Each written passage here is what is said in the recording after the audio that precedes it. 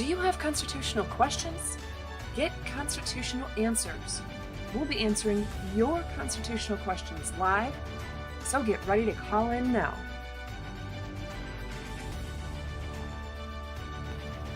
Are you a prosecutor, law enforcement officer, or local government employee? Want to make sure you are executing the laws in a constitutional manner? Are you a city council member, township board member, or state legislator? Want to ensure the laws you pass are constitutional? Perhaps you're a citizen who wants to know the proper limits on government and the protections for your God-given liberties. Regardless of your role, call me, Constitutional Attorney Catherine Henry, with your constitutional questions during our live call-in show now at the phone number listed on the screen. And remember, together we can restore freedom. I pledge allegiance to the flag of the United States of America and to the republic for which it stands, one nation, under God, indivisible, with liberty and justice for all.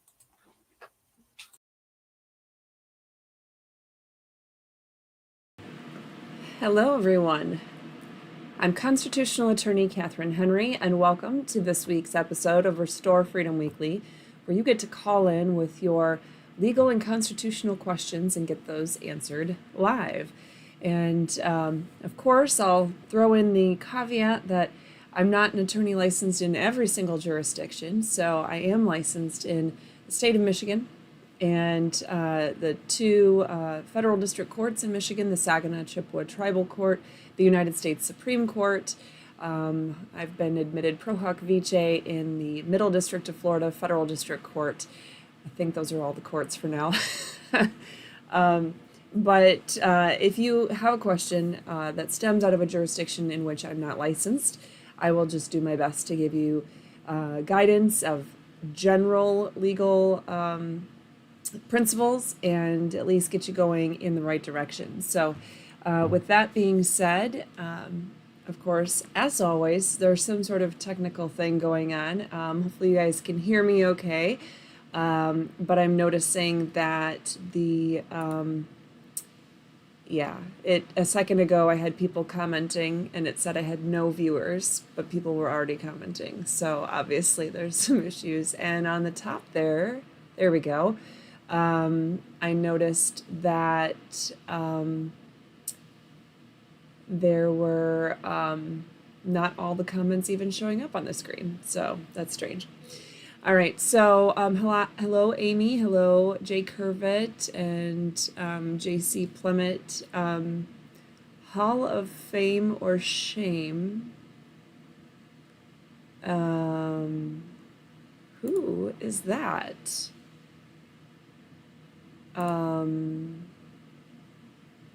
So it looked like you retracted your message, although it was perfect that you had it in there.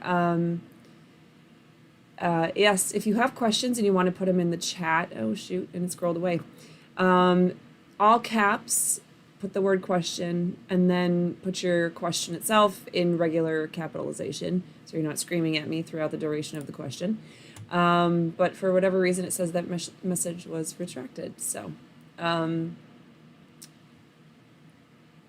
okay, so yes, Lori, I was confused because I was thinking that might have been you commenting with a different name, but then it said that person was not a moderator. So I'm like, well, that's not right because Lori's a moderator. So anyway, all right, audio and video, 10 out of 10, good. It was you under a different name. I'm so confused. So anyway, it was Lori. Okay, how the heck did you do that with a different username? But anyway, you'll have to explain that to me later, I guess. Lori knows my limitations in the world of technology. So she and Mike and I have been fumbling along for the last 5 years together. So trying to figure everything out as we go. All right, so as always, go ahead and send those questions in. You can go ahead and call. I'll go ahead and put in the number on the screen is 616-303-8255. 0093. So go ahead and put those calls in. And let's see, there were a few hot topics that I saw coming in this week. Oh, goodness. I want to remember what they were, but okay, so I'm going to try to do a couple of short videos this week. There's two I have in mind. One that just came to my attention yesterday, another one that was from a couple of weeks ago, and just haven't had the time to do it. First of all, though, I wanted to address the two videos that I did last week. I hope you guys saw those. It is, for years, it's been my goal to get more and more of those short videos out, 10 minutes or less, to explain different things, to give a different viewpoint, to give a quick clarification, tell about a new court case, something of that nature. And as you know, it's just been, I'm not that great at doing short videos because I'm much better if it's just conversational in nature and it's a dialogue, we go back and forth and, take it that way. And so if I do it that way, it's obviously much longer than if it's pre-scripted and I can trim the fat, so to speak, and go from there. But anyway, so what is today's topic if we have one? So you guys, I really don't generally come to the live call-in shows with a predetermined topic because I want you guys to ask the questions and steer the show in a way that will best help you. The whole point of this is to best help you, to educate you on the legal and constitutional things going on in your lives. So, I want to be that tool for you guys to best fight for freedom. And anyway, so I generally don't come up with a topic, but like I said, I wanted to touch base on the two videos I did last week. I don't even remember. Okay, so one of them was on perp walks. Our sheriff here in Volusia County, Florida, likes to perp walk people. And he's been doing it a lot with minor children, which I think is inappropriate. There's one case that sticks in my mind that was of an 11-year-old boy. And, sorry guys, hold on.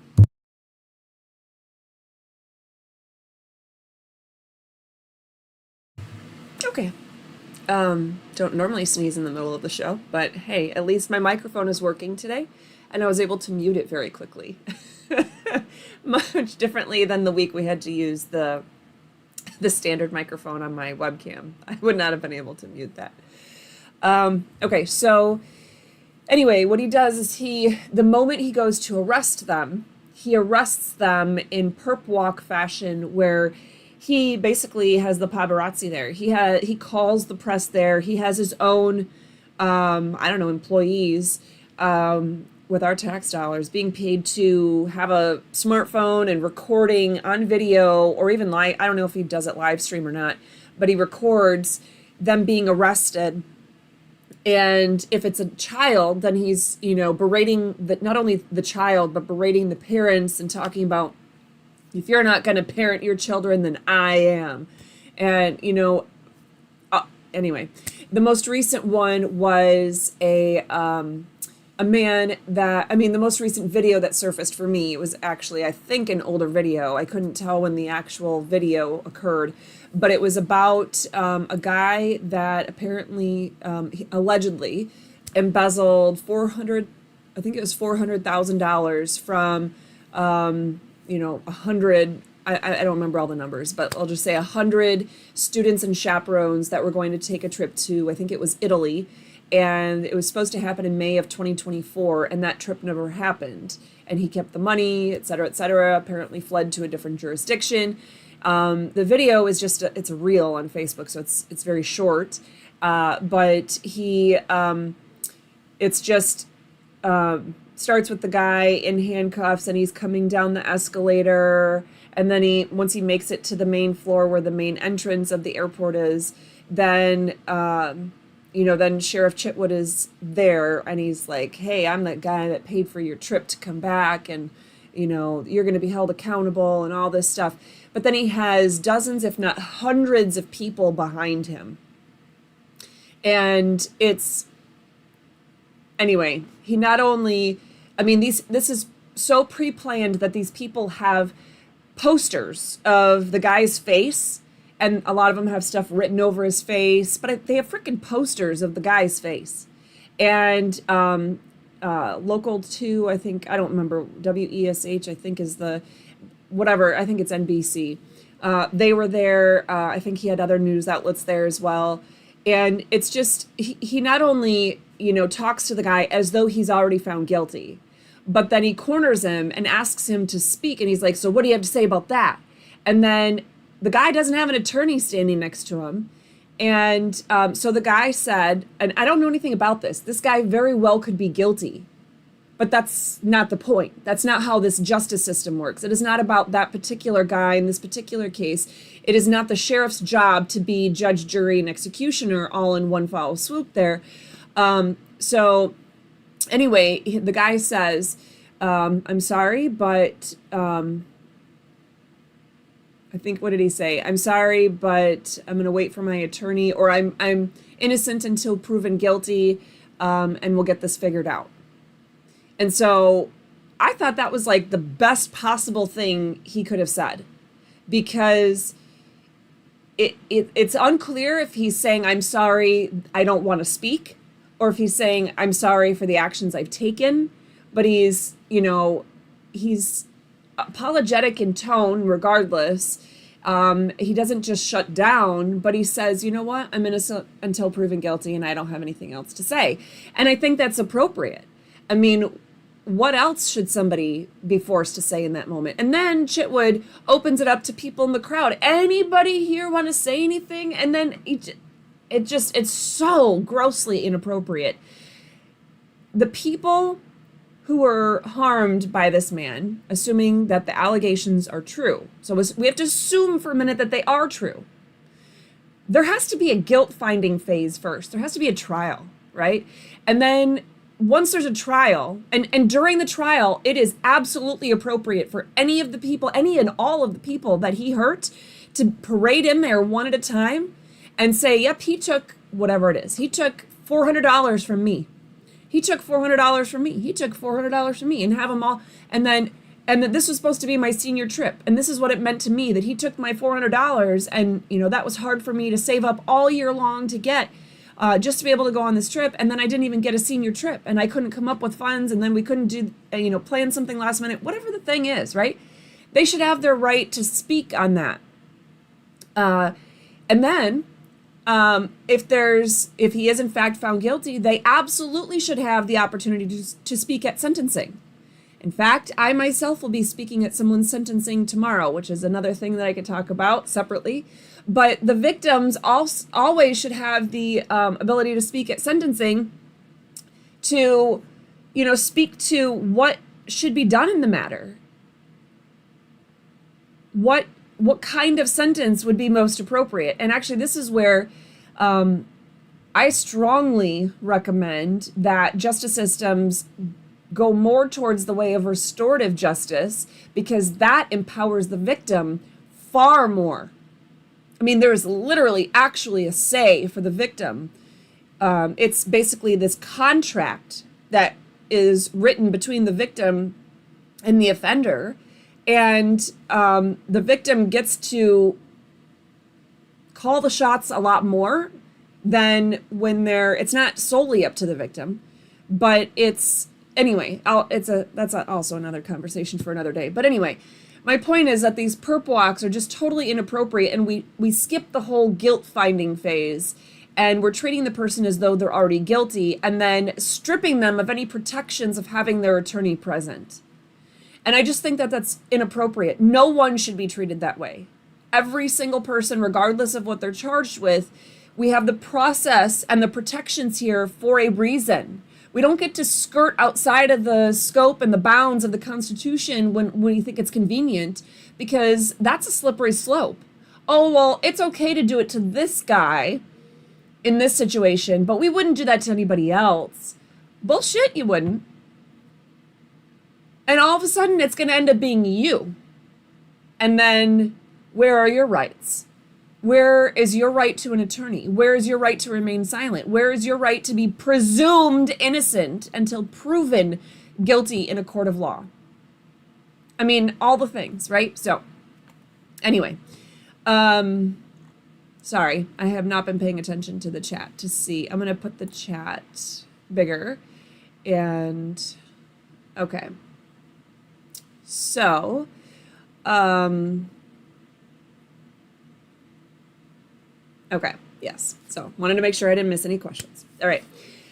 So anyway, there was that one. That's actually not the video I meant to really spend as much time on, but check out that video because I start with just his video, with Sheriff Chitwood's own video. I played the entire thing, which isn't that long, and then I speak to it. And I could be wrong, but I think my whole video, including his, is 5 minutes, 5 or 6 minutes. So, all right. So,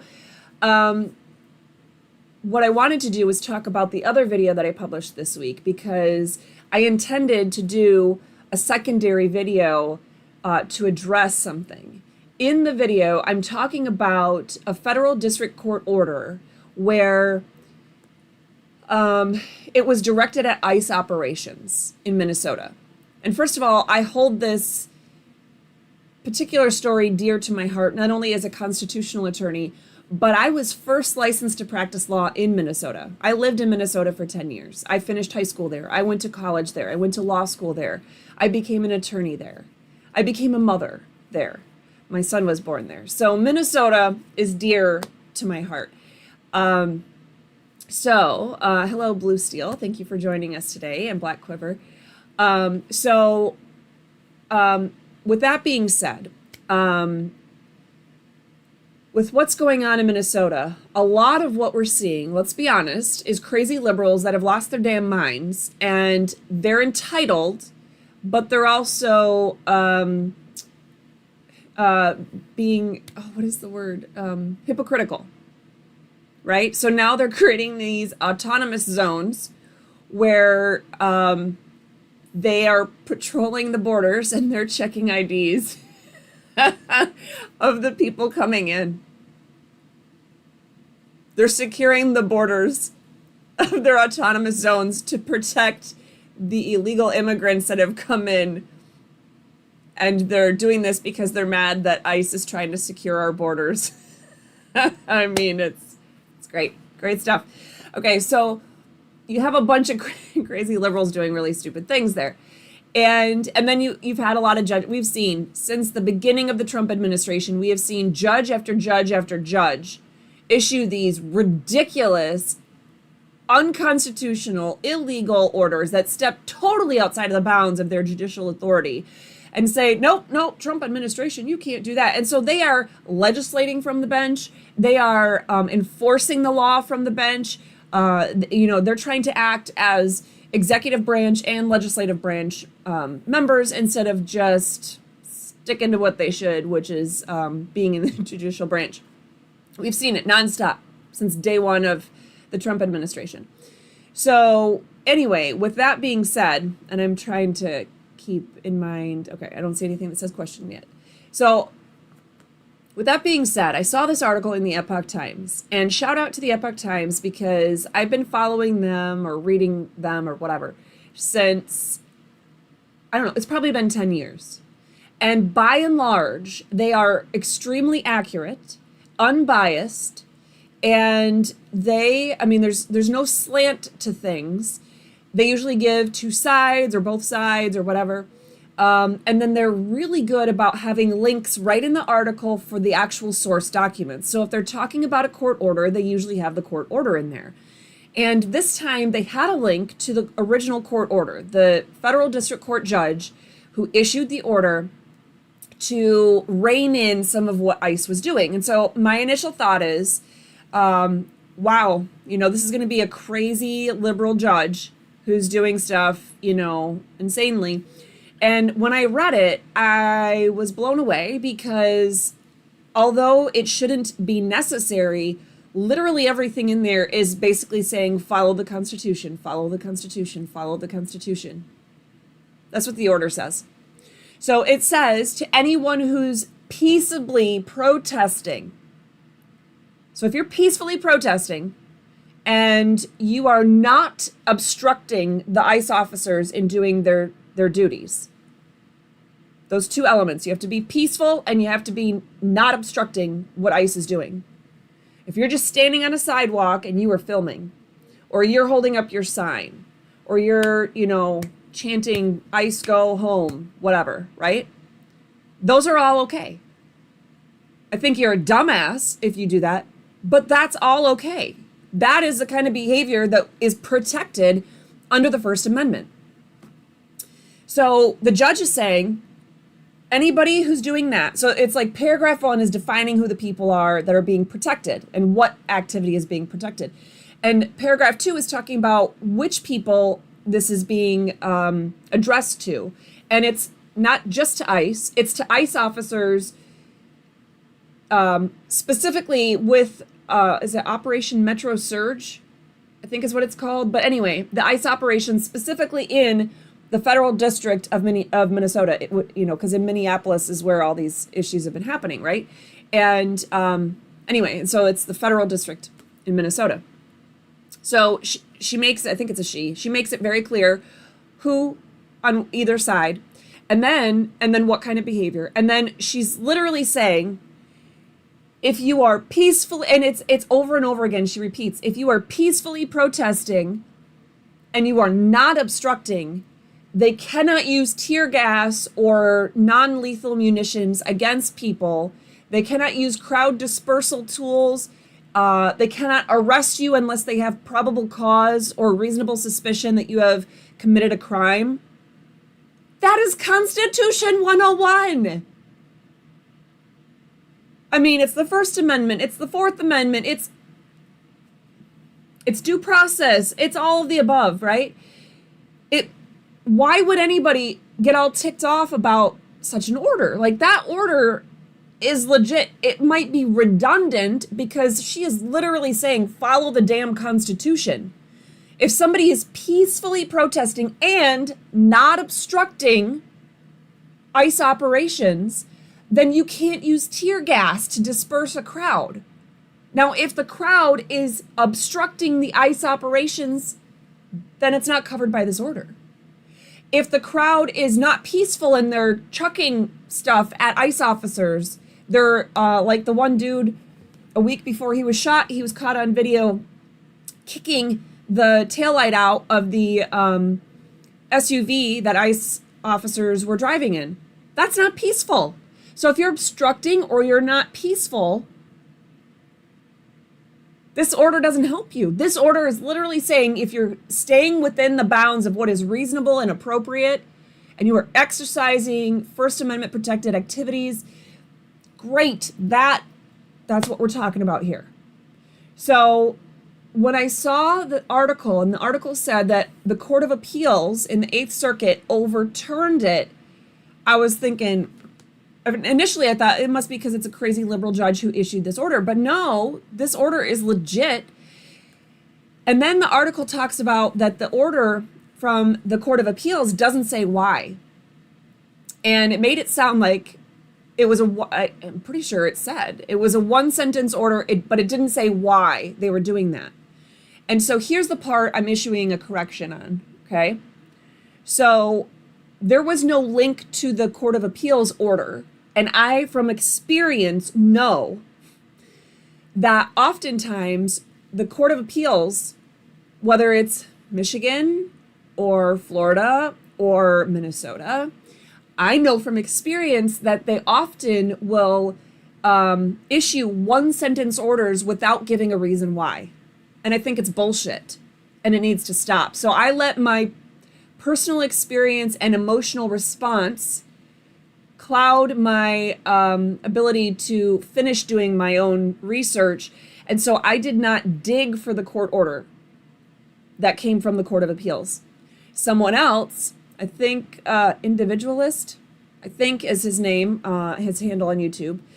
And he sent it over to me because he made a comment on my video. Well, I think they did explain it or whatever he said. I can't remember what he said. And I was like, what? You have a copy of that order? And I was really skeptical that he found this exact order. No, he found this order. I mean, I'm pretty sure. I actually haven't had a chance to go back and fully read it, but I skimmed it that day. And based on me skimming it, it appears to be the correct order.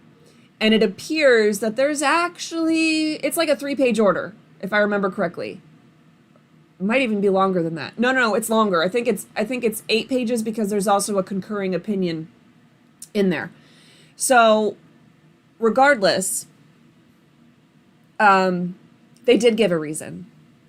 And based on my skimming, the reason that they gave was essentially something that I totally agree with in principle. I don't know. I'd have to look more at the language of it to see if it's appropriate to apply it to this case. But the principle that I gleaned from it was that they were saying this is akin to a nationwide injunction, that the type of injunction that the United States Supreme Court has already smacked down and told these federal district court judges, no, you can't do that. You can't just stop the Trump administration from doing its job and issuing these blanket, orders that stop them all across the country from doing things. And so I think that's where they're going with that. And I agree with that principle. What I don't agree with is if that's in fact what their basis was, and I didn't miss something when I skimmed it, that's not what this judge was doing. This judge, I thought, did a good job of narrowing in on who was protected, what activity was protected, and specifying it's within the federal district of Minnesota. So she didn't try to make it some ICE in LA, ICE in Portland, ICE in Texas, ICE in Chicago. She wasn't casting a wide net from what I saw, unless I missed something. But I know somewhere in there she very well talked about the order. The order very well talked about the District of Minnesota.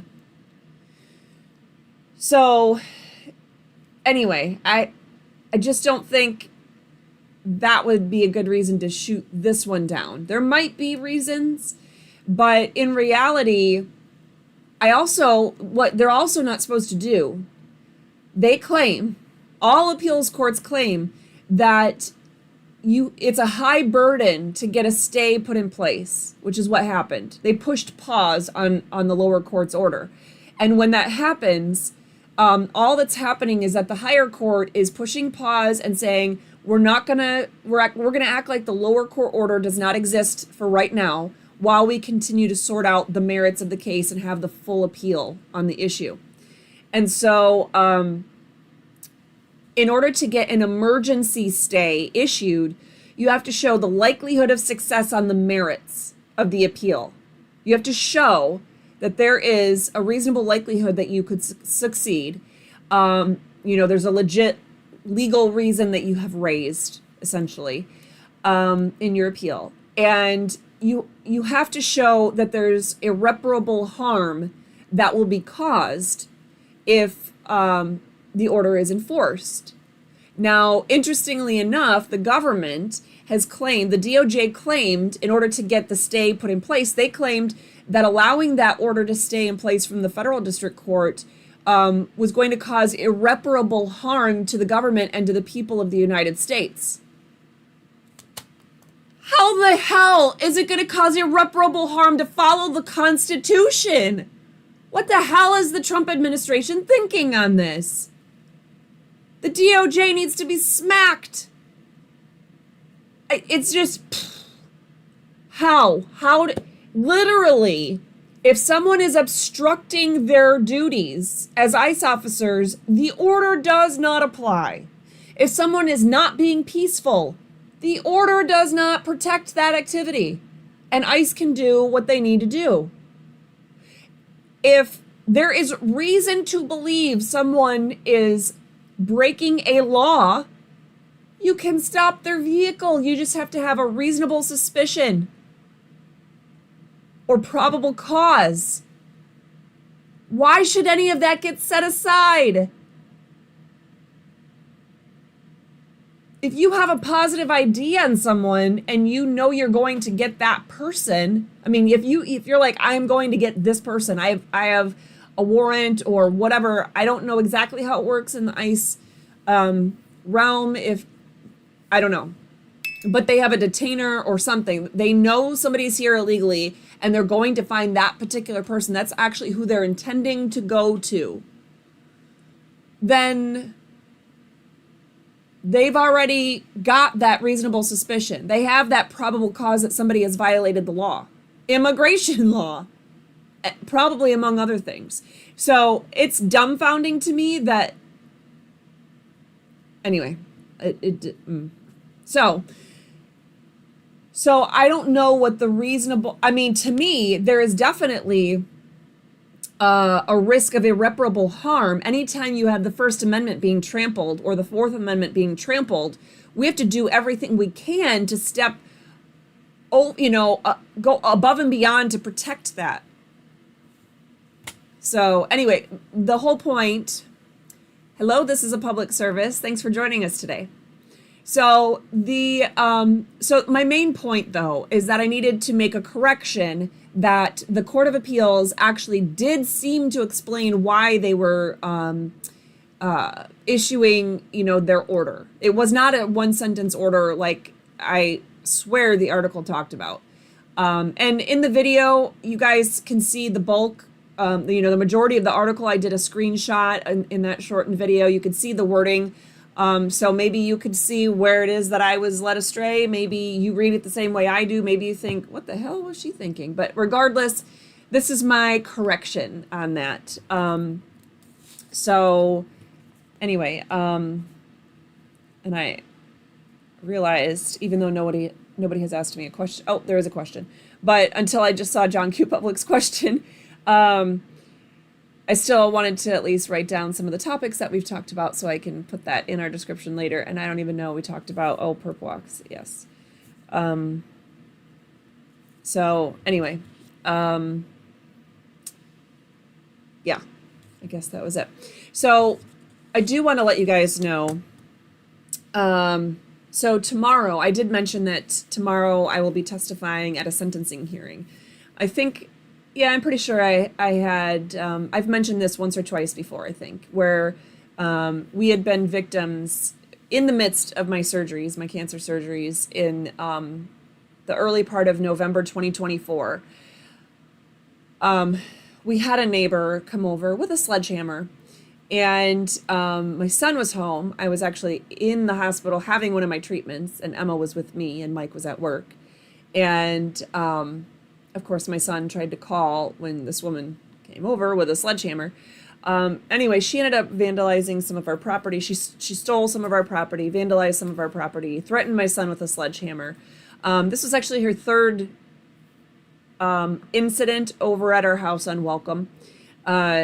Usually we welcome neighbors with open arms, but there had been, 2 prior things within the last, within like a week and a half or 2 weeks prior to this incident. One, she came at 1:30 in the morning and sat on our front porch and had obviously lost her damn mind. We thought maybe she was drunk.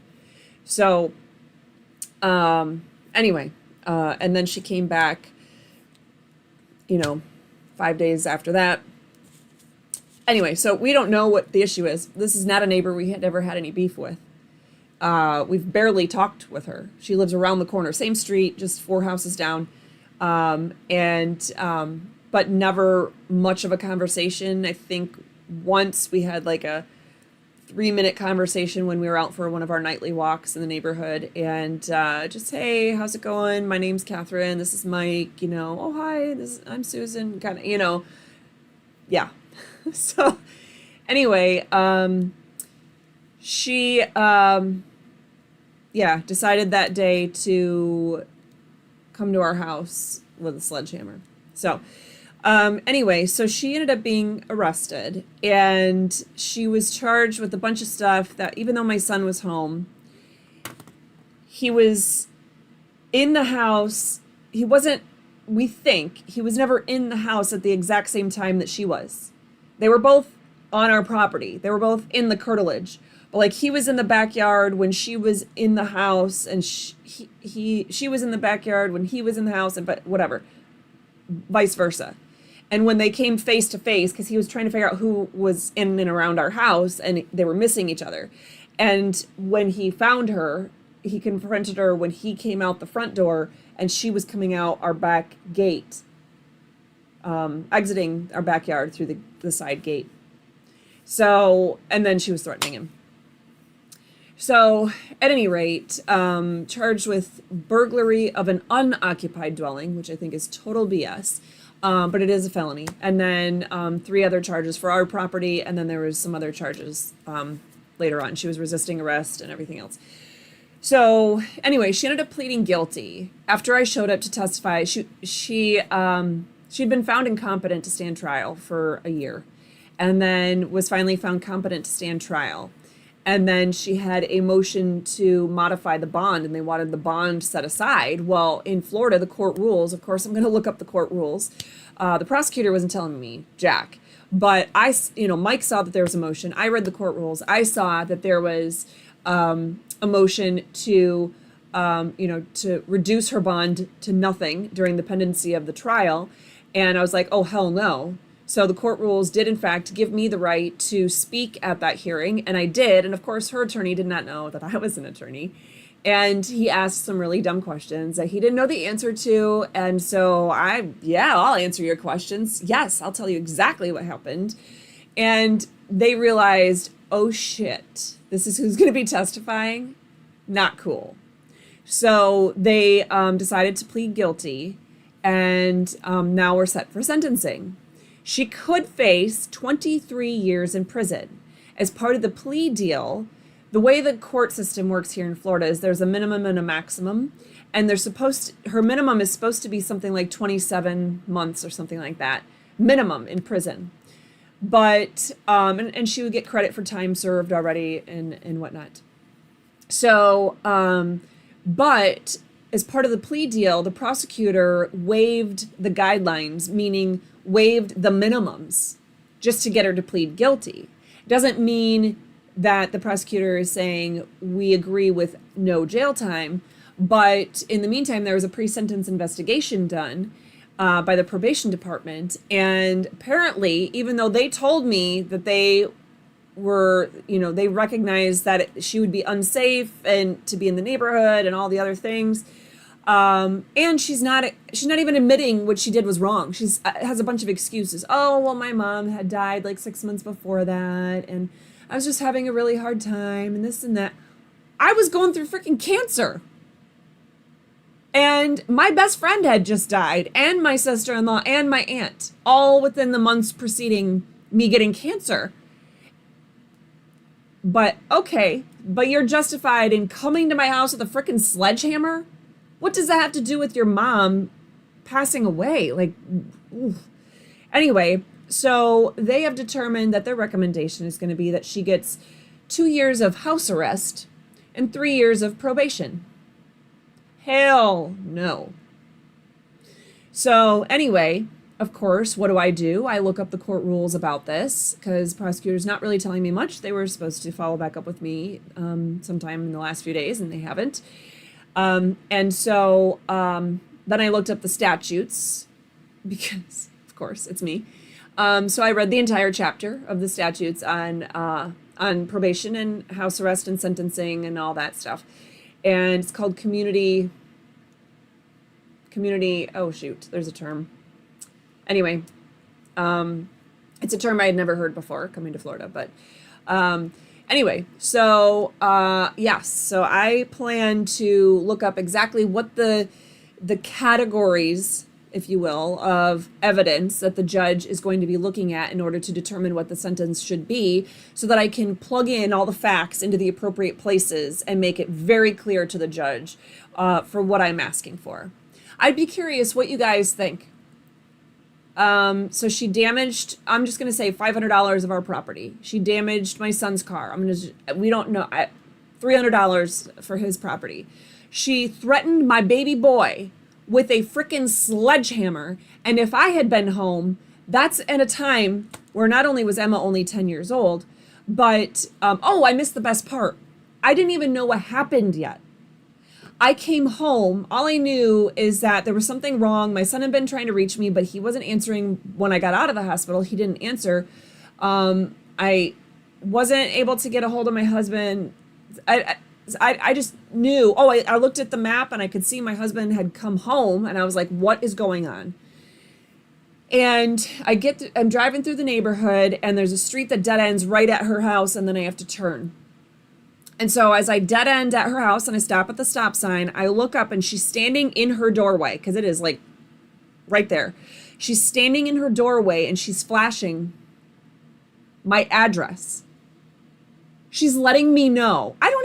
Now I know what her address is, but I had no clue what her address was. Do you memorize the address of your neighbors? No, I know the names of my neighbors. I don't even know my son's address, and he lives literally right across the street now. He was living at our house at the time, but I don't know the address. It's going to be either one digit higher or one digit lower than ours, because it's on the other side of the street and it's right across, but I don't know what it is. So she knew what my address was, and she was telling me, she was staring me in the face, and she's giving me gang symbols of my address with Emma sitting next to me. And I was in such a position, if you had so much as touched my skin, I was going to have to go into surgery. And unfortunately, I ended up having to have the third surgery because my skin couldn't hold out. But I was in such a precarious situation. If somebody even so much as made me, if they came at me and I just cowered and tried to get away and I bumped my own self somehow, I was going to have to go into surgery. So I was not in the right space to, this was, no.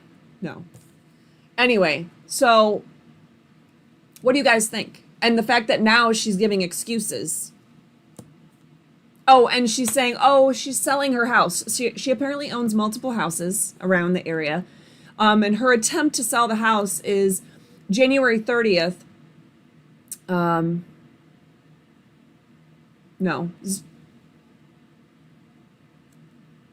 I think it was January 12th. January 12th, she listed her house for sale. I remember driving past and I saw the day the sign went out. It's not even listed with a realtor. It's like some janky little small sign. It's not even a legit for sale by owner where it's on the internet through them. No, it's just like a little sign, and it just says for sale with her phone number. It doesn't even say how many bedrooms, bathrooms, square footage. I mean, it's the exact same as my house, so I know all that. But she's not trying real hard to sell her house. So what do you guys think? Do you guys think that I should go along with the recommendation for 2 years of house arrest and 3 years of probation? Keep in mind, I don't know how far the electronic monitoring allows her to go. And even though we're on the same street and we're on the same side of the street, it's a circle. So her backyard is a stone's throw from my backyard. If we had no fences, I'd be able to see her house. If I stood on my roof, I could see her house. Okay. If I stand on a ladder, I could easily see her house. So what do you think? What do you guys think? I don't feel safe. Anyway, I'm going to scroll back. I want you guys to answer me on that. Tell me what you think. And then I'm going to try to find the question that was asked. Okay. I had to scroll back quite a ways. So let me see.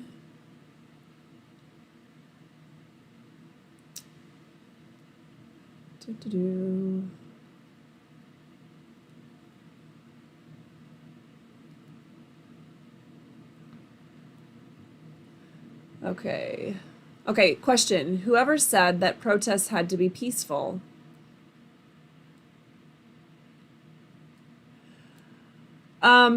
Well,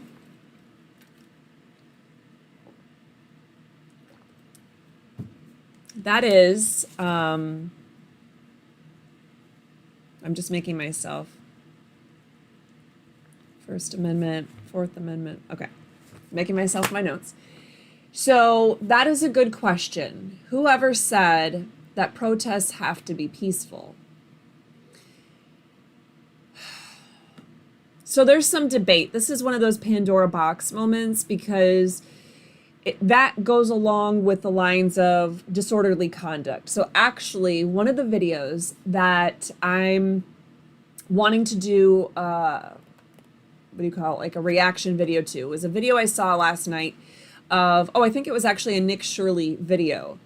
And they were in DC, and there was an arrest where even one of the guys who's on the other side, right, one of the protesters who doesn't like ICE, was all upset that they're arresting this guy because although he looked like he was homeless, potentially homeless, even the guy who's on the other side was saying that they arrested him because he was suspected of drug trafficking. He was selling drugs on the street. And sure enough, later in the video, you see where they're walking him over to the police car, and they're emptying his pockets, and he's got loads of cash and drugs, and it's all in this clear plastic bag. And Nick Shirley's like, well, there's the cash and the drugs. I think it's reasonable to think that he was, selling drugs on the street. So anyway, so I'm just going to say, I think it's a legit, the arrest was, I don't think anybody could really argue that it's not legit. And the guy that was not happy with it was not very loudly protesting. He was grumbling about it. And he's like, yeah, I don't want to come to assumptions or make assumptions about the guy. And because Nick Shirley was like, well, isn't this guy, he's a drug dealer. So you told me he's a drug dealer. And the guy that was talking to Nick Shirley is like, well, I don't want to come to, make assumptions about the guy. Okay. That's great. That's great. Innocent until proven guilty, but why protest? Because there's at least enough for probable cause. It seems like they're following anything that they should be expected to do in that moment, right? Of course. Now we're getting a call, and I was going to answer this question. Oh. I recognize the area code. I think that might be John Q. Public that was calling me in. So give me just a second to try to finish describing this, because it goes to your question. And my train is easy to derail today. So, okay. So in that video, okay, John's calling in anyway. Can you hear me? Yes, ma'am, I can hear you now. I actually came out here to the car so I could actually talk to you. Maybe it's the building, I don't know. Okay. All right. So what I was asking that question is because I actually wanted to call in last time you were talking about this whole situation with the protests and everything and what ICE was doing and what law enforcement was doing, ma'am. Okay. As you know, I'm prior military and I'm prior law enforcement. But now I'm of the opinion that law enforcement has gone too far and it's become too militarized. And it's not the same law enforcement of before. Okay? And this is why I've taken the position that law enforcement needs to be reformed. Not defunded, but reformed. What I was getting at is people have a constitutional right to protest. And if we look back at what the founders were doing, they were protesting what King George III of England was doing and the British Redcoats. And for lack of a better description, they were protesting what their government was doing. And then when the British Redcoats came here to America during the Battle of Lexington and Concord and wanted to disarm the British colonists that came here to found this new land and live here peaceably the way that they wanted to do, the British wanted to disarm them. And they said, no, we're not doing that. We're going to fight you. That was their way of protesting, was fighting against what they perceived to be their enemy, which was their own people. For all intents and purposes, our Revolutionary War wasn't an American Revolutionary War. It was a British Civil War that was fought here in America. And it was because they were being mistreated by their government. Now, I'm not a liberal Democrat. I identify as being a conservative Republican, constitutionalist, the same as yourself. But where I draw the line is when government is overbearing and they have too much control and too much power over the people. And this is where I have a problem with what ICE is doing. ICE has a responsibility. They have a constitutional responsibility to remove illegal migrants. What my position and my understanding of what their law enforcement duties are, their scope of authority is limited to that. It is not limited to traffic enforcement. It is not to enforce a state statute. It is not to do anything other than handle illegal migration and customs enforcement, like at ports of entry and that kind of thing. That is the scope of their authority. Now, if they have people that they perceive that are interfering with them, well, you know what? That's part of the risk of the job that you're doing. And I encountered those risks every day. When I worked in law enforcement, when I was doing drug interdiction, I just didn't simply think, oh, the drug dealer is going to say, oh, my bad, you caught me. I'm going to throw my hands up in the air and just submit to arrest. No, they're not. Okay? We could have been in a gunfight. I could end up dead. We could end up in a foot chase or something else like that. You have a job to do, but you have to understand there are inherent safety risks with the job that you're doing. And the protesters know that there's inherent risk in what they're doing. Does that mean we're going to have a confrontation in this country? Yes, it does. And maybe that needs to happen. Maybe there needs to be an airing of the bad blood that is going on in this country between the government and we the people. And if it has to explode like this, then this is what has to be done. And it's no different than what the British were dealing with back then. I understand ICE has a job, but they have to understand there's inherent risk with doing that job, okay? You don't want to face those risks, don't do the job. Do something else, okay? But understand the risk that you're encountering. Understand you're going to expect resistance from people that don't agree with you. And in the same respect, the protesters have to understand they're going to deal with resistance, okay? This is why they need to hire attorneys. They need to hire lawyers. Maybe they'll have the ACLU that will help them and defend their position.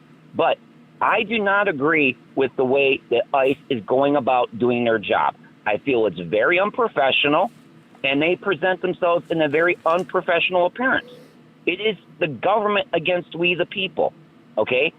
The libtards have their voice. They have a right to have their voice. I'm not saying we're a democracy. We're not a democracy. We're a constitutional republic, but it's just my position. They have to understand there are people that don't agree with them, and they have every right, just like anybody else, to have any opposition against the government. And that's where we are at this country. This is how this country was founded, is because not everybody's going to agree with each other.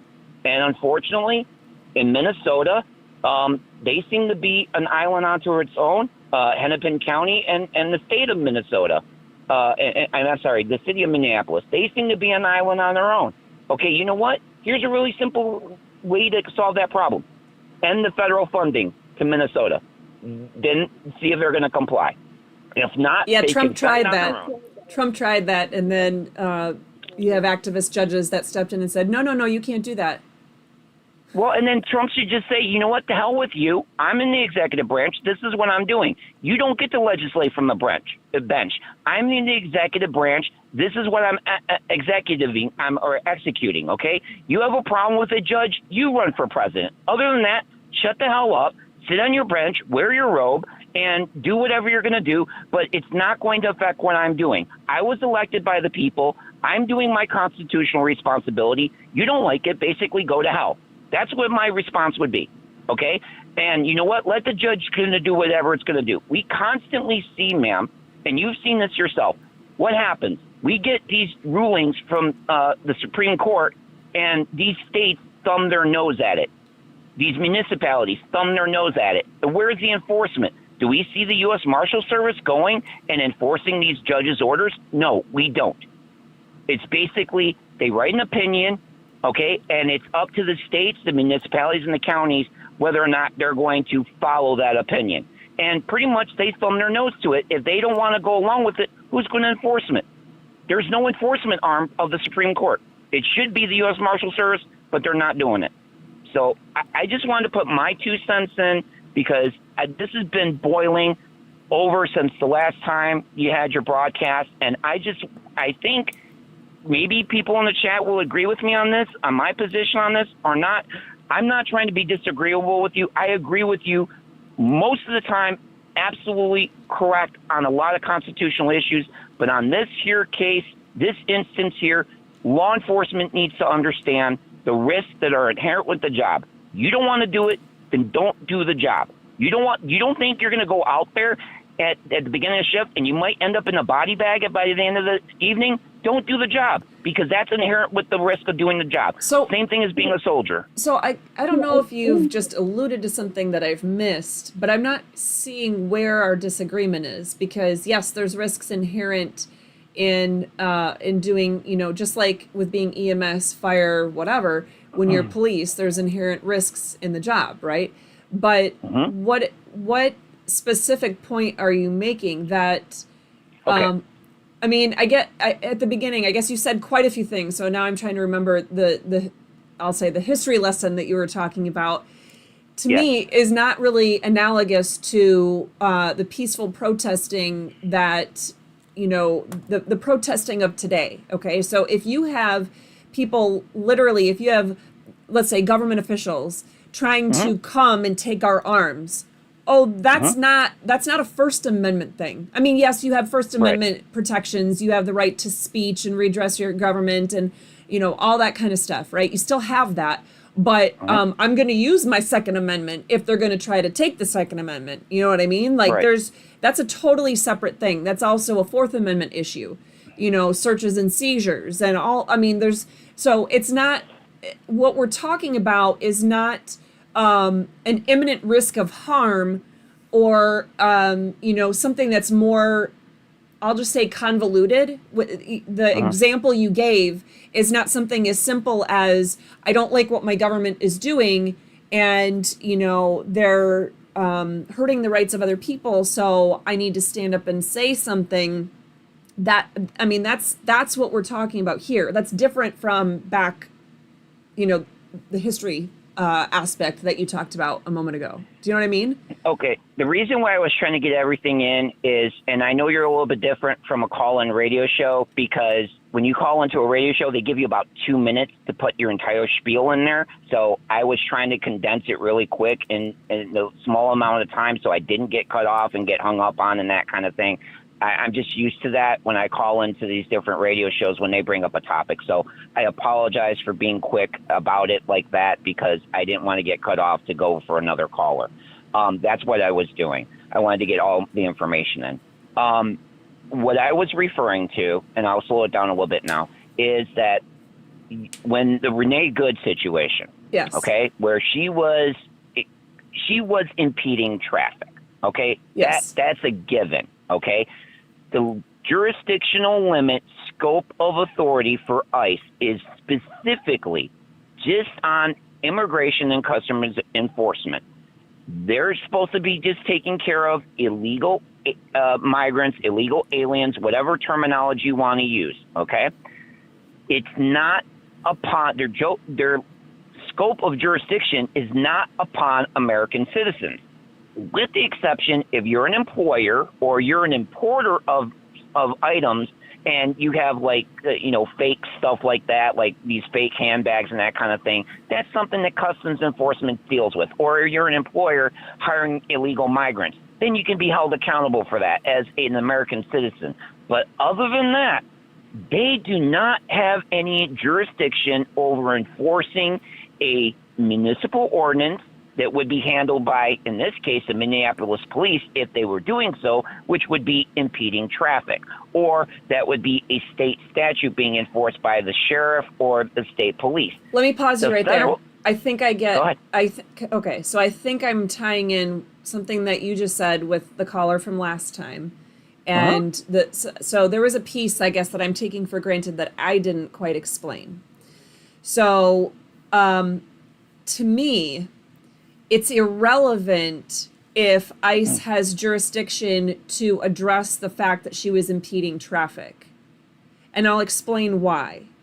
So what you're getting to is a subject matter jurisdiction problem. That they don't have the subject matter within their jurisdiction to enforce those laws, right? And so based on the Constitution, their constitutional authority. Well, it's not as clear as that, because in some jurisdictions there is a cooperation agreement, right? So there, ICE has offered, or Trump has offered, these varying levels of agreements that governments can participate in. It might be the state, it might be local, it might be county, it might be city, whatever. But these state and local governments and the level of cooperation, so there's a little bit more, I'll just say, interblending of duties or enforcement abilities where there's a cooperation of agencies, law enforcement agencies. So that's a legal matter. There's nothing in the Constitution that prohibits that, but because essentially what they're saying is, in that moment, let's say you have a sheriff who has said, I'm going to sign this agreement and my deputies and I are going to help ICE with immigration enforcement. Then you essentially have the sheriff and his deputies getting they're essentially having two roles concurrently. They're having their role in federal law enforcement and being sworn in whatever, that capacity, as well as their main role of local and state law enforcement, right? So, and there's nothing in the Constitution that prohibits somebody from serving in both. So, at any rate, that's really a rabbit hole I don't really want to go down. It makes it more convoluted. But I agree with you that there is most likely, and I haven't read all the statutes that go to what the powers of enforcement are for ICE, but in general, I would agree with you that a federal agent has no authority to enforce state laws. So, for example, if you're in the FBI and you want to, if the FBI is watching me, okay, and at least in 2020 they were, but anyway, if they're watching me and I'm going down I-95 and they're following me and they're like, oh, well, the speed limit here is 65 and she's going 70, they don't have the jurisdiction to be the ones to pull me over, right? Right. Now, if there's a deputy in the car with them, or Florida Highway Patrol or whatever, then it, you know what I mean? It starts blending. The lines get blended. But in general, I agree with you, right? That there's no jurisdiction for them to enforce state and local laws. But that's the same. Think about my Allegan County case, okay? And you and I have obviously talked a lot. I just don't remember if you've... That's exactly what I'm thinking about is your Allegan County case. Okay, so here's the thing. In my Allegan County case, they had no subject matter jurisdiction to arrest me. Literally tons of laws from all different angles saying they couldn't arrest me because I was an attorney in the practice of law in that moment. I came down there as the attorney for the people that were being told to leave. And he knew that. I had the phone conversation with the deputy before I got down there. They, in turn, apparently already had a phone conversation, interestingly enough, with the chief prosecuting attorney and the sheriff before I got down there. Gee, something's happening, right? So anyway, you have all these aspects about why they didn't have the authority to arrest me. It was, even if I was the one actually doing the petition, signatures, it was a First Amendment protected activity. It's literally petitioning the government for redress of grievances. It was in the correct forum. It's a library and a township hall. It's, name all the things, right? It is exactly the kind of thing that is protected First Amendment activity. They had no right. There's also the federal law too, ma'am. It was 18 U.S.C. 595, which is interfering in an election. Voter intimidation. Let's not even go there. I mean, it wasn't voter intimidation because I wasn't voting in that precinct. Okay, but you were collecting petition signatures, which would be covered activity. Well, but let's just keep it simple for the sake of argument here. They had zero. We think everyone on this call would, or in this certainly the call, but certainly anybody listening right now would agree that they had absolutely no authority to make the arrest. They literally, if anybody has any disagreements or questions about that, check out the documents that I filed in the Court of Appeals that literally lay out all the laws that they broke in arresting me. The thing is, I knew that even though the thing that scared me in that moment, I'm not afraid of much. the thing that scared me is I knew they legally had no right to arrest me or to take my daughter, which they were threatening to take her, or to tow my car, which compared to my daughter is obviously the smaller concern, right? But still, nonetheless, I'm like, well, shit, they're going to strand me. We don't have the funds to just go and get my car out of impound or whatever they're going to do with it. And they're going to take my daughter and they're going to throw her in the system and whatever that means. I mean, that's not, I knew legally none of that was legit. But because I knew it was not legit, I'm like, well, then I'm afraid of what this process is going to look like to undo all this, to get out of this. And yet I knew, even though the legal system was off to a really bad start of working the way that it was supposed to, I knew that was still my route. I knew I had no right to, I wasn't carrying that day, but I knew that I had no right to pull out a gun and shoot them or to hop in my car and run them over. I knew, and there were at least 2 people that I could think of right off the top of my head that came to the scene that day while I was in the cop car. At least 2, I won't name them, but one starts with an R and the other one starts with an F. And both of them, I know for a fact, were carrying. And they would have had absolutely no right to open fire on those officers that day, even though they were kidnapping me. It was false arrest. They were violently attacking me and taking me and then threatening to take my daughter, the whole 9 yards. None of that was okay. There was no RAS. There was no reasonable articulate suspicion. And then also when they were asking you for your identification, you didn't even have to produce that. You identified yourself. You didn't have to produce my name ID was on my committing shirt. A crime. My name was on my committing shirt. A crime. But regardless, that's what I'm saying. All the more reason to say they had zero reason to arrest me or give me a citation for anything. And yet, and let alone, not only did they not have the right to write me a ticket for anything, they certainly had no right to do a warrantless arrest for me. Not only that, though, do so in a violent way. And all that to say, I still had no right to engage in violence against them. I still had no right to say to the 2 guys that were there, hey, open fire, help me, help me. No way. No way. Passive resistance has always been covered as a way of self-defense without being violent. You can be passive resistant and not comply. Okay, but passive, you were talking about Renee Good, right? Renee Good taking her vehicle and driving towards the direction where an officer was standing, whether he had jurisdiction to enforce the traffic laws or not, it could have been anybody else.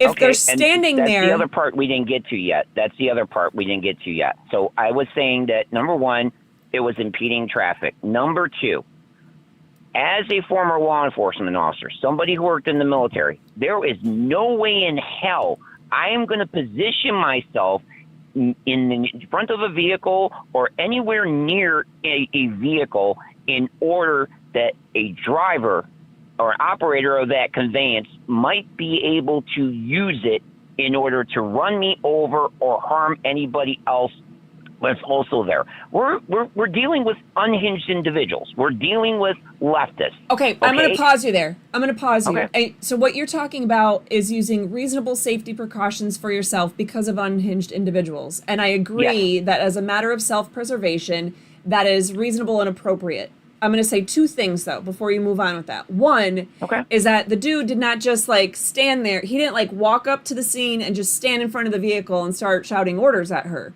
He walked literally 360 around the entire vehicle. Nobody disagrees with that. He walked around the entire car, and he wasn't, all this is so quick. It's not like when he was done walking around that he just parked in front of the vehicle and just stood there for a long period of time. This is all happening very quick. Okay. So I wouldn't say that he's positioning himself purposely to stand there and be a roadblock in front of the car. That's not at all what was happening. That's not what the videos show. That's not what his posture is showing from the other videos, not only his own video, but, from the other videos. But number 2, even if it's reasonably prudent for him to be worried that somebody would try to use that vehicle as a weapon against him. And so a reasonably prudent person would say, gosh, An unhinged person might reverse or they might go forward and try to run me over. That still does not give that unhinged person the right to do so. You're talking about two totally different things. Experienced this previously. But you're talking about, I understand that, but you're talking about two totally different things. So talking about whether she is, you know, when you break down the incident and you get to the point of, you know, when she is shot, she's not shot before she uses the vehicle as a weapon. And the question then becomes, with all that you're talking about, it's a good discussion. It's a lot of reasonable and intelligent aspects of, you know, different aspects here. But when you pull it all together and the timing of everything, what it boils down to is that she was shot once she already was using the vehicle as a weapon. So by the time he had finished walking around up the passenger side and towards the front of the vehicle, he doesn't have his gun drawn. He has his cell phone drawn. That's what he was doing the entire time. So it's not in that moment that he's shooting her or he's even aiming at her. It's once he still has his phone in hand when she's all of a sudden coming towards him, and then he's switching from phone to gun, and then he ends up shooting her as she's coming towards him, hits him, and then, you know, is then continuing to go. That's all within a few seconds that's happening. I am just simply explaining what my position would be if I was him, and what I would have done, and what I think we're trained to do is not put ourselves. I get that. Part of officer safety. Part of officer safety is to make sure we're not putting ourselves in an unsafe situation to begin with. So reaching into a vehicle, bad idea. Trying to put the vehicle in gear, bad idea. Trying to move the keys from the ignition, bad idea. No, I'm not going to do that, okay? But you mentioned about what happened with the shooting. That's going to be my final point on Mrs. Good. So he goes ahead and discharges the rounds. Now, we've established, okay, the vehicle's now we're in their eyes, I think the vehicle is a weapon, okay? The conveyance is a weapon in their eyes. Okay, so now Mr. Ross here is going to go ahead and discharge. I got to ask you a question. Service. You made a point to say in their eyes it's a weapon. Mm-hmm. Yes. At that point, right? I don't think they considered it a weapon until she started driving it towards them. So, okay. Are you saying it's not a weapon at that point? At the point where she's driving it towards officers, are you disagreeing that she's using it as a weapon? What my viewpoint is, I do not think she was operating the vehicle as a weapon. From what I've seen, what I watched of the video, I do not see where she is using the vehicle as a weapon. But I'm saying we'll go with that. The agent believes it's being used as a weapon. So now he's going to go ahead and discharge, knowing full well that Miss Good is behind the wheel. She's now operating the vehicle. The vehicle's in gear. He is going to go ahead and discharge. He knows that there's plenty of people, innocent bystanders, civilians around there, okay, and other agents. He is going to discharge his service pistol into that vehicle, hits Miss Good, who is still in operation of the vehicle. So it's still in forward momentum. Now you've got a dead person that is in operation of the vehicle, but they're not really operating the vehicle.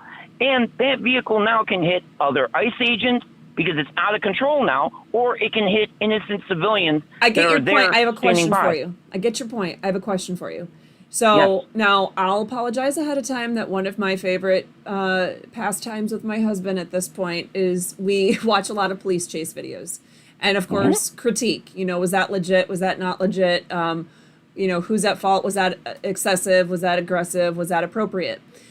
Now, there are definitely times where it's not appropriate for, let's just say, a police chase. And you'll get why I'm asking you, prefacing with this in just a minute. Yes. Because this obviously wasn't a police chase. At this point, she was parked. But so when you have a police chase, there are times that a police chase is warranted. And there's times that a police chase is not warranted. And it's certainly more of a danger to society and, you know, to everyone involved.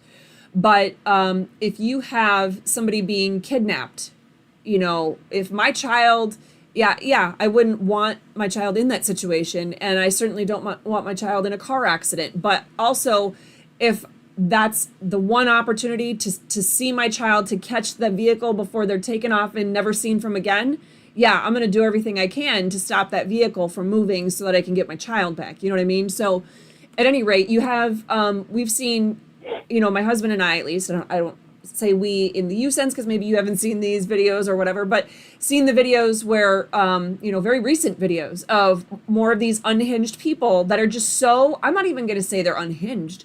I'm going to say that they're so detached from reality. They play a little too much GTA, or they're just so entitled. They're just detached from reality that, I mean, they have no problem driving up on sidewalks and rear-ending vehicles and driving, you know, speeding through school districts as children are getting out. And I mean, I've seen some crazy, awful, disgusting things where you have countless bystanders that are being injured.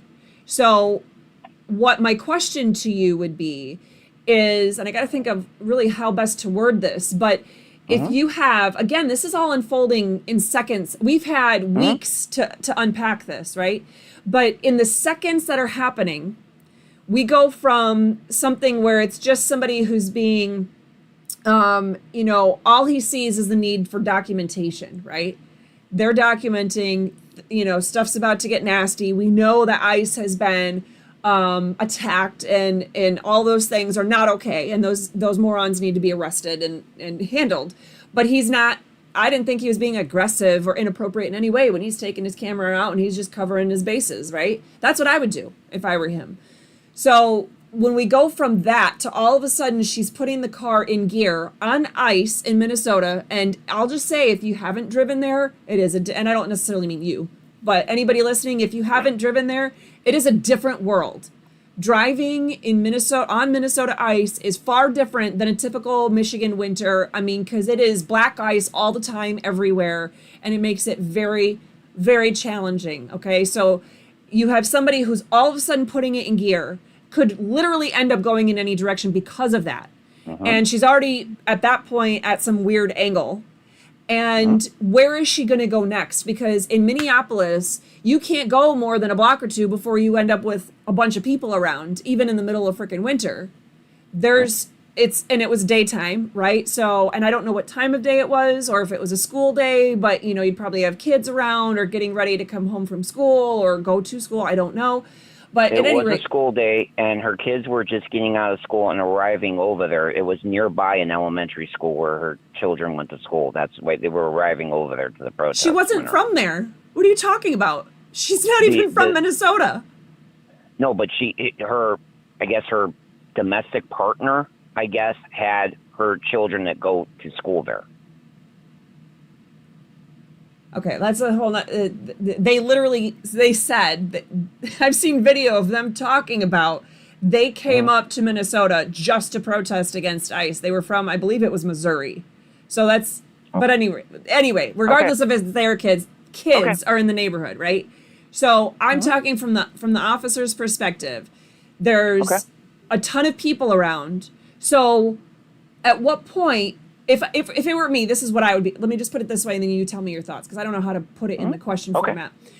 I would be thinking, okay, I'm going from documenting to holy shit, she's all of a sudden turning her vehicle into a weapon. She's putting it in gear. This is not safe. What is she going to do? It's not just me that's in danger. Yes, it's going to be all the ICE agents that are around, because is she going to swing it into reverse? Is she going to turn the vehicle? Is it going to fishtail? Is she going to try to hit the gas super hard and it's going to swing around and she's going to knock out all these other people? It was ICE all around her. I mean, in more ways than one. It was ICE underneath her, but it was ICE officers all around her. But on the sidewalks, you could see there are other people there.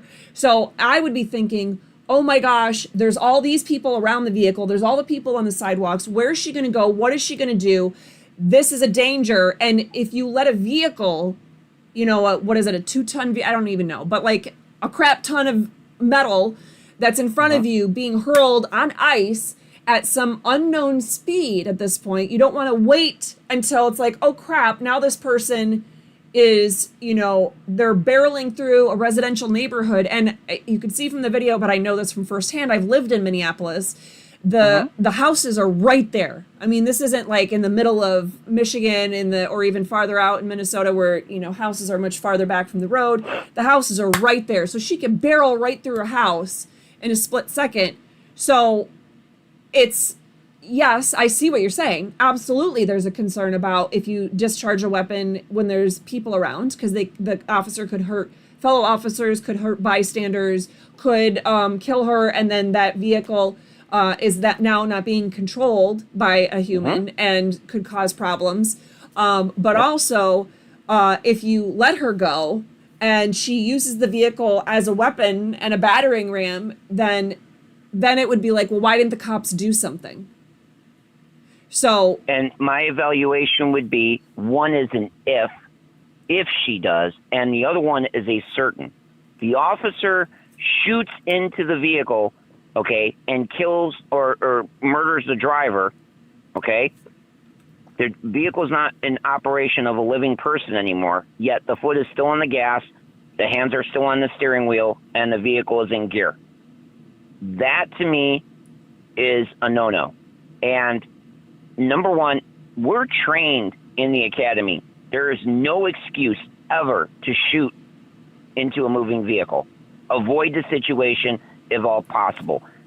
That's what we're taught. At least that's what we used to be taught. Now, maybe it's different, okay? But any civilian that goes through a CCW or CPL class, every instructor will tell you there is absolutely no excuse whatsoever to shoot at a vehicle or to shoot from a vehicle. Vehicles, avoid them. If you come into a deadly force situation running with a vehicle, do not involve yourself in that situation. Your duty is to flee. It's not to stand your ground against the vehicle. That is a no-no.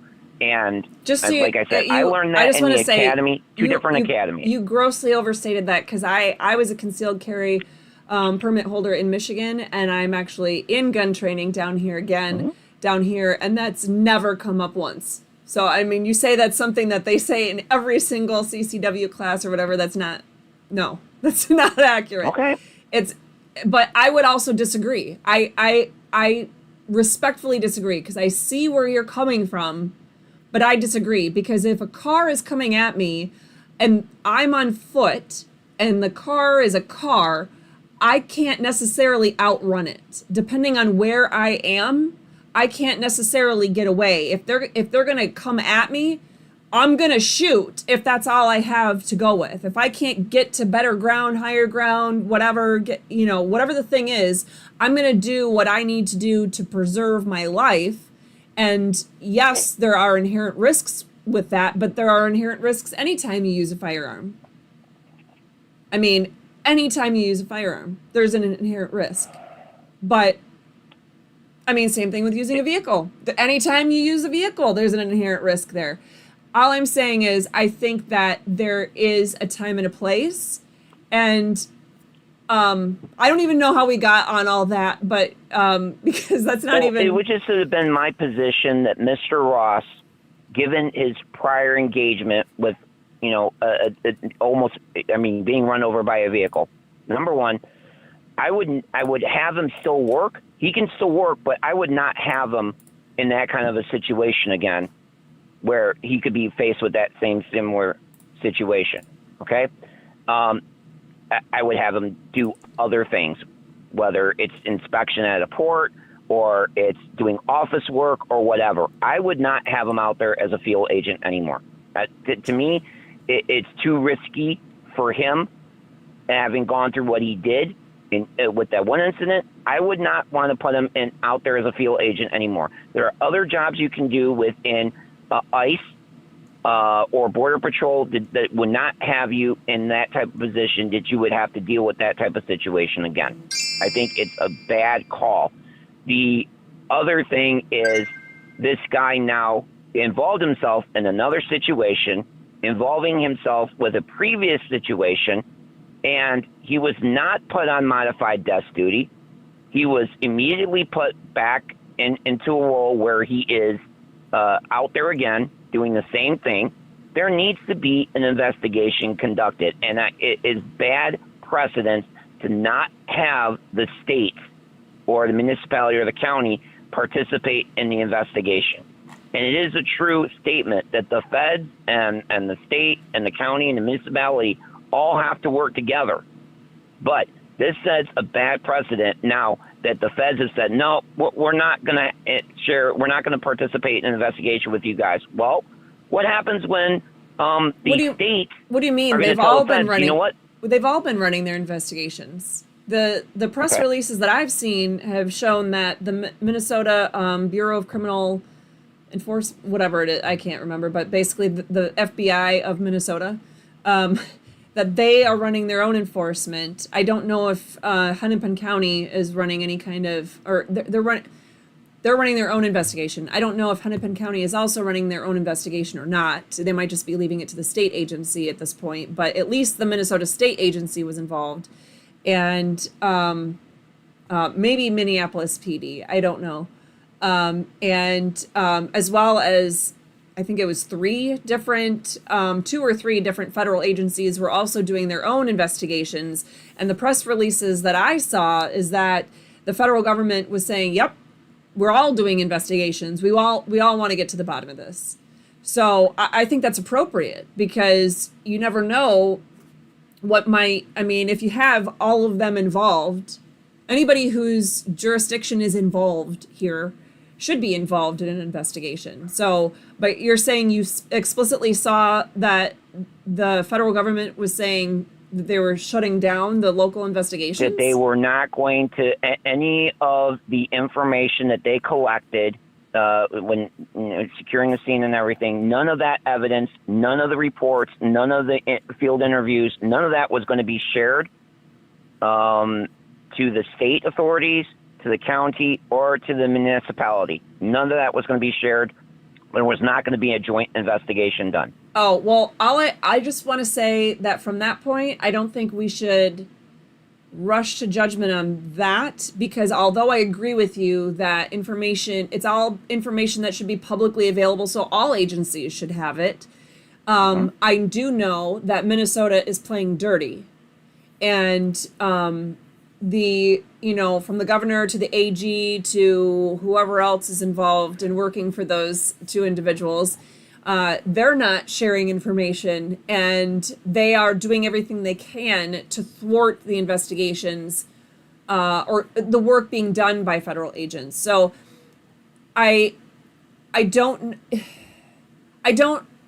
agree that one should stonewall the other, but really when you have one stonewalling, when you have local and state stonewalling federal, what point is there for federal to be the only one cooperating? So I don't know. I'm withholding judgment. I would recommend others to withhold judgment on that, because I will agree with you on that point, that I don't agree that the state charges should dictate everything. If there's going to be state charges and the feds say, well, no, we didn't see that there should be charges, that this guy should have to go through the process and get state charges, done. And if there is a trial or there's a conviction or whatever, and at that point, the federal government, and I know everybody says that Trump can't pardon on state crimes. Okay, that may be, I disagree with that. I do believe the president does have jurisdiction throughout the entire United States to pardon of anything whatsoever. I've read what it says about the pardon authority, and I don't see where there's a stipulation where he can just pardon on federal crimes. It says on crimes in the United States, or crimes that are committed against the United States. Well, last time I checked, Minnesota is part of the United States. Let's just take that piece up on another point in time, because that's also one of those rabbit holes. But I think I get what you're saying, and so I think there's a lot of areas where we have some agreement, and some areas where even where we disagree. I get where you're coming from. I still disagree to some degree, but I get where you're coming from, and I think I guess for me, my point wasn't to say that the officers are 100% correct in what they're doing. My point It was bad to tactics. It was bad tactics. There's but a law enforcement officer that wants to go home at the end of the night should not put themselves in that type might of a very well situation. be, but to me, my point, because I'm all about holding government accountable, obviously, but I'm also trying to educate citizens on how to fight back. And even though I don't agree with the politics behind what Renee Good or the other dude were doing, that's not definitive for me. That doesn't really have any bearing on it. The bearing involved here is that the way they handled it as citizens was not appropriate. And they, FAFO. I mean, so you're talking about it from the officer's perspective, which I get, and I'm not saying I disagree with that. All I'm saying is that Renee Good she got exactly what she walked into. I mean, I would not, as a driver, as somebody who's protesting and, screaming at officers and doing all the rest and trying to insert myself into a situation in which I do not belong, I'm not going to then say, well, now they're ordering me to get out of the car, even if in that moment they had no legal right to do that. I would say, first of all, I would say, what, I would just like to leave. Can I leave? Or can I park my car? Can I just move my car and park it so it's not obstructing? Or I would try to do some of those things that did not happen with her. And then if they're still like, nope, you can't do that. Like in my case, in Allegan County, if it goes down that way, again, I didn't really go along with being arrested, but I wasn't going to take to doing something that I didn't have the right to do. And I guess that was my point, because here's the thing. Our government is so far overstepping its bounds and violating our rights every single day that we need to learn how to fight back. We need to learn to fight back with the Democrats. We need to learn how to fight back amongst Republicans, because there's so many fractions and people out there that are dividing on all these different issues. So my main thing would be, I want to educate people on the right way to fight back. And it's certainly not to start moving a car towards an officer. That is, I don't care what side of the political spectrum you're on. I don't care if that officer is, threatening to arrest you. It's like the sticks and stones don't break my bones kind of thing. If it's not some sort of imminent danger where, the dude didn't even have his gun drawn. So she had no fear in that sense of something harming her that she had to get away. It's just, no, she's using her vehicle as a weapon. And that's where I don't want other people in those situations, regardless of what side you're on. That's I guess the framework that I was coming from and why I was hammering on her side of things. It's not that I agree with what ICE is doing, but we already know that the federal, state, and local governments are all far exceeding their authority in every branch, at every level. It all needs to be reeled in. And the only way we're going to do that is if we work together, and we can't, the ends don't justify the means. So we can't do things outside of the scope of appropriate and reasonable just to, in the end, say, well, but it was necessary, because in the end, or it's okay because in the end, we get X, Y, Z. No. Ms. Senator, and that's a good point that you brought up, because and related to what happened to you in Allegan County, okay? We can all agree that the sheriff is a duly elected and voted in member of law enforcement that's supposed to be answerable to we the people. Yes. And it's his main responsibility, or she, is supposed to be to uphold your constitutional rights. Your constitutional rights were not being upheld that day by the sheriff. And the high sheriff, that's their ultimate responsibility, is to be answerable to we the people. Yeah. In the same respect, and I'm seeing this now happen lately in Hennepin County, okay? I'm not going to really speak on Minneapolis so much, because the police chief is appointed by the mayor, okay? And the governor appoints the head of the state troopers, Yep. okay? But the Hennepin County Sheriff is a Democrat. It was an elected Democrat. And yet, the Democrats, mainly, for the most part, you might have some libertarians, maybe some Republicans that are over there that are actively involved in protesting. Their duly elected sheriff, who they voted for, has their sheriff department actively working with the ICE against their residents. That those residents in Hennepin County paid the sheriff's department and elected that sheriff to defend and protect them. Now, I already know the Supreme Court's argument that in a ruling that the law enforcement has no duty to protect you. We all know the ruling of Warren versus District of Columbia and other rulings that say law enforcement have no duty to protect you. But ultimately, the sheriff, the high sheriff of the county, is supposed to protect you and your constitutional rights. And the sheriff's department should be defending and protecting those protester residents against what ICE is doing. Now, does this pit local law enforcement, county law enforcement, and state law enforcement against federal law enforcement? Absolutely it does. And this is where we have a constitutional crisis versus what are states' rights as state sovereignty is concerned, and what about the supremacy clause having to do with the federal government, which we have a constitutional crisis there because the states are sovereign, they're individual, but they are part of a United States. So this is where I said, fine, federal law enforcement, ICE, has a duty to enforce immigration law. And that's what they're supposed to do. They're supposed to do customs and immigration, but they're not supposed to be involved in local state law enforcement, and this is their job there. But this local and county and state law enforcement also get paid by those taxpayer residents that are the protesters, and they're supposed to be defending and protecting them. So that means they have to take action against ICE, then that's what they need to do. And let a court sort it out. That's what needs to have happen here. Otherwise, we're going to end up in a very violent situation, and this melting pot is going to boil over into violence. I see that happening. I really do see that happening. This is going to come to a head.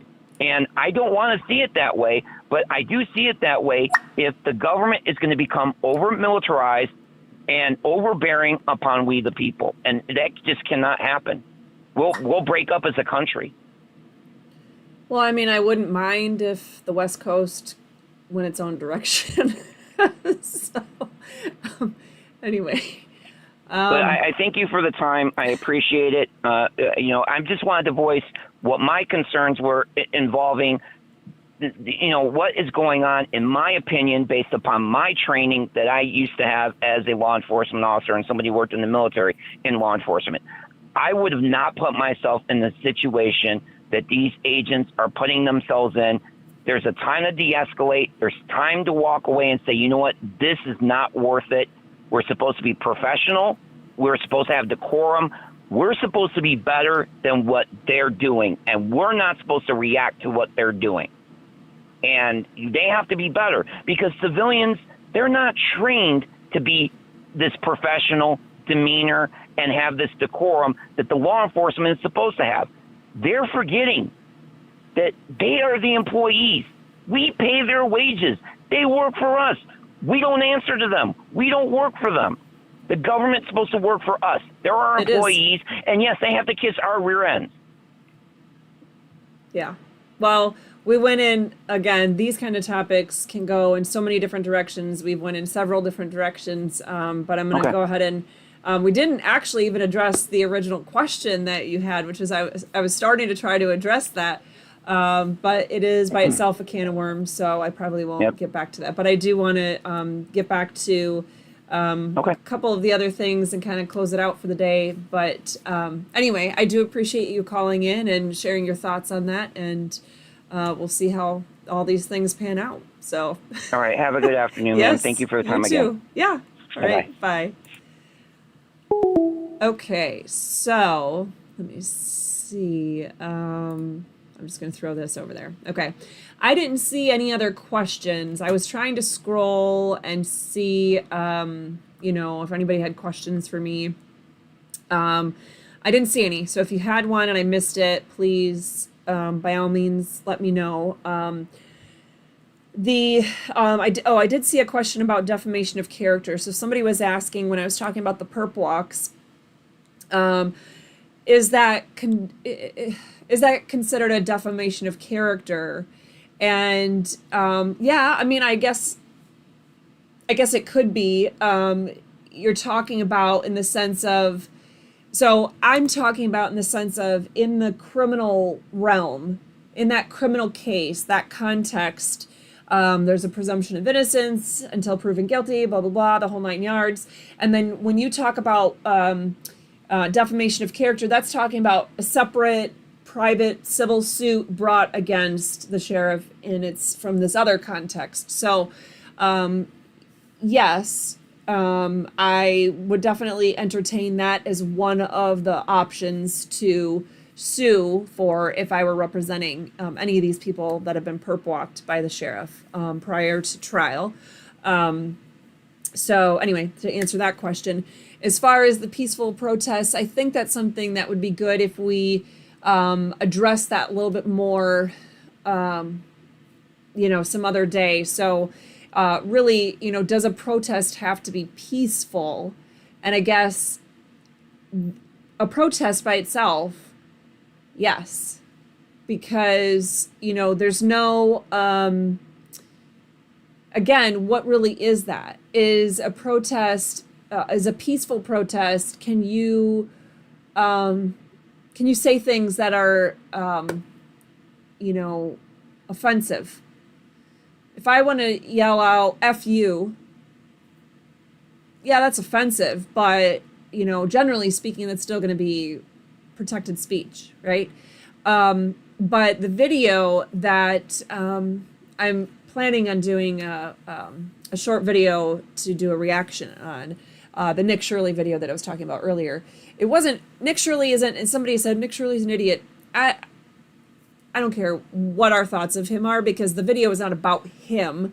The commenting that I'm doing isn't anything about Nick Shirley. It's about what the protester that shows up as this guy is already being arrested after the initial conversation that Nick had with the other protester, I'll just say the other Democrat, and how he wasn't happy, but he was behaving totally appropriate, this other guy.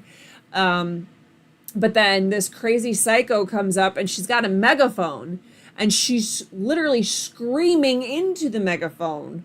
So she's not only screaming, she's screaming into a megaphone and she's saying all kinds of things and she's walking up and down and screaming. And if you look, there's all kinds of people that you can't tell if they're Democrats or Republicans, if they're anti-ICE or for ICE, or if they just live in the freaking neighborhood, or if they're going to work. They're just walking down the sidewalk and she's literally screaming into people's ears. And I don't know if she was intending on doing that or not. But she certainly didn't give a shit that she was doing it. And that is not okay. I mean, that's assault right there. I mean, she was screaming into a megaphone within inches of people's ears. That could cause ear damage. That could, physically cause damage to somebody. So that's assault and battery. So yeah, there's a time and a place. And I'm not saying that every time you use a megaphone or a bullhorn or whatever you want to call it, that's not okay. That's certainly not what I'm saying. I have used a megaphone in places, but I'm certainly not screaming into someone's ear with it. And there's just a time and a place. I'll just put it that way. So with that being said, I think those were the questions that I saw. And I did see there was feedback. I saw some people saying 2 years for my neighbor for the sentencing, what she should get. I saw some people saying 2 years, some people saying 5 years. But it seemed like there was an agreement that there should be prison time of some kind. And as far as mental health goes, that's the thing. The charges did not stem from anything that Florida law seems to be kind of peculiar, but the way that it's coming about. I don't think mental health court, so to speak, is something that would be applicable here. But she straight up said, I saw her with my own two eyes in court the day that she was deemed competent to stand trial. She said, I'm not on medication. They want me on medication, but I don't need to be on medication. And that's someone who, she could carry on a conversation. And there was forethought. I mean, the fact that she's like throwing gang symbols, but it was my own address, as she saw me approach my house that day after she had already come to my house and threatened my son with a sledgehammer and vandalized and stole our property. That shows, yes, she's deranged, but that shows a level of comprehension and cognition and, where all the pieces are coming into place that she knew exactly what she was doing. So that's concerning. And if she's that unhinged, here's the thing. She had been while she was held incompetent to stand trial, she was held in a mental health facility. She was receiving mental health treatment. And now that she's better, according to them, and she says she's better and she's fine, she literally doesn't look back and go, I'm so sorry for what happened. I let, all the stress in my life all get way out of hand, and I should have handled it differently, but I didn't, and I snapped, and I ended up taking it out on my neighbors, and for that I feel incredibly sorry, and I'm never going to do something like that again. That's not what this woman said. This woman said, oh my gosh, my life was so hard, things were so challenging, my mom had died, and this happened and that happened, and it wasn't my fault. We had just had Hurricane Milton, and there were issues with that, and so it's not my fault. I was doing house repairs, and that's why I had a hammer in my hand. And I went to see if they had an extra breaker that I could use and all that. And that is not someone who's taking accountability and moving in the right direction. And certainly does not even, she claims she never came into our house. She claims she never took anything of ours. Yes, you did. We have you on video, you freaking psycho. So anyway, that's where I'm at with it. So I was kind of addressing some of the questions you guys were asking me. I saw were coming in after John and I were talking, and I was trying to address some of those questions about that. I didn't see anything else.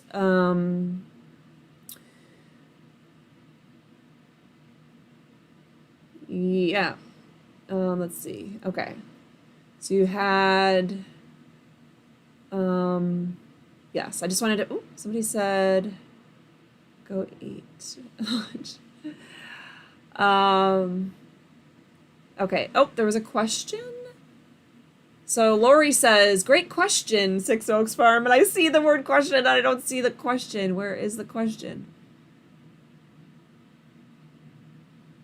I'm not seeing the question.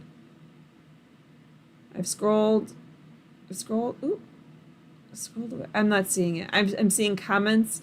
So sounds like you have a really great question, according to Lori, but I'm just not seeing what your question is. Let me see if it's showing on the screen there. Nope. Okay. So, dang. Well, I am upset that I'm not seeing what you're... Oh. Okay.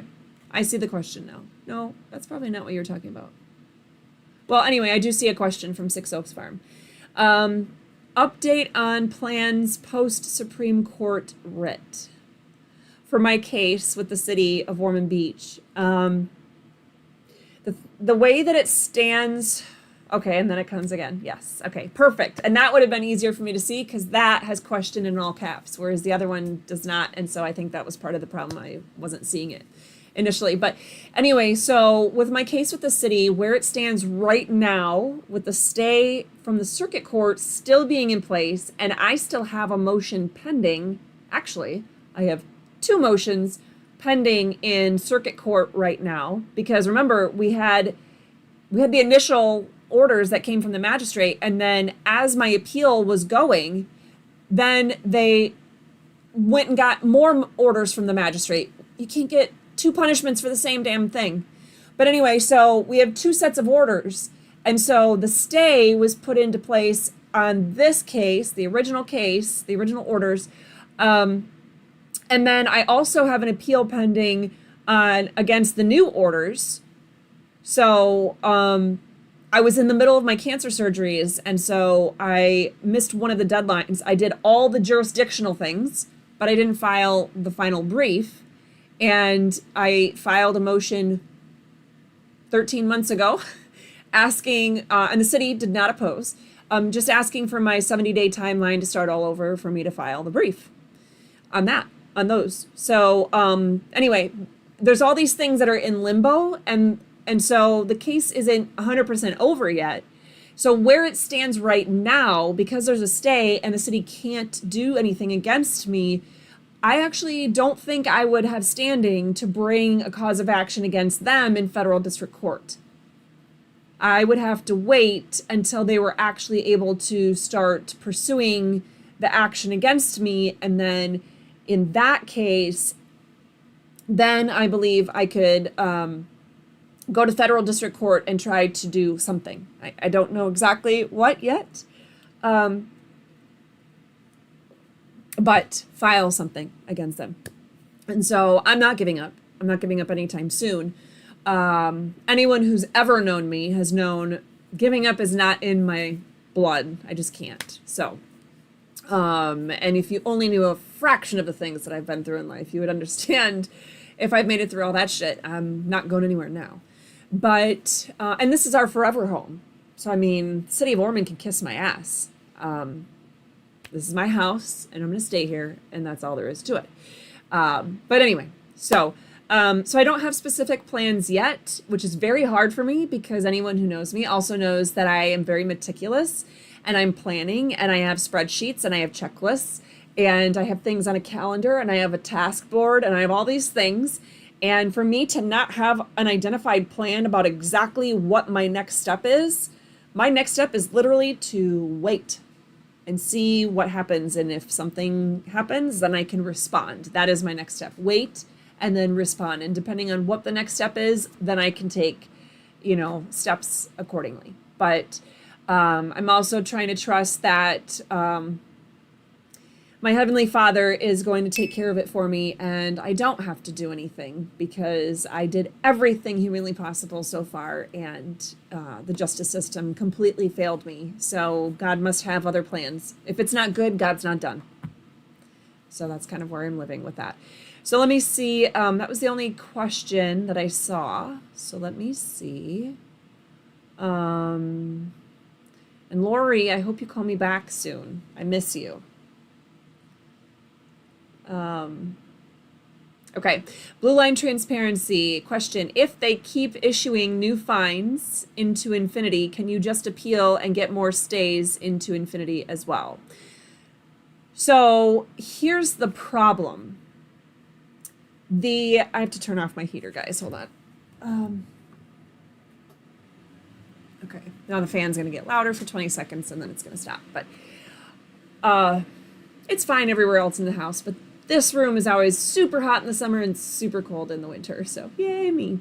All right. So in theory, yes. But the problem with them getting multiple orders is they're getting multiple orders. So the law only says they're allowed to have one order. So they can do, wait for it to accrue and do whatever. And then, but whenever they decide to do something, then at that point, if they want to take foreclosure action or, start pursuing against our real and personal property, taking all of our stuff, then it's like frozen in time. And that's the order. And then you get interest from that point on, statutory interest and all that kind of stuff. And so then they can pursue the collection remedies on that order from that point on. So here's the thing. They have the next set of orders. And if they get another set of orders, which they think they can keep doing, right? Then if I'm fighting this order and that order and this order, there's still the original order. And so they could be pursuing against this one. And if it's a different case number, right now they're both under the same case number. But if there comes a point in time where it has to be a new case number because this other stuff has all been dealt with, then it would no longer, that stay wouldn't stop what's happening in the original orders, and they could just pursue and collect and do whatever and try to ruin my life that way. So it's only if it's in succession enough, close enough that the original case is still pending that I could, have the stay extended that way. So, but it's a very good question. Okay, and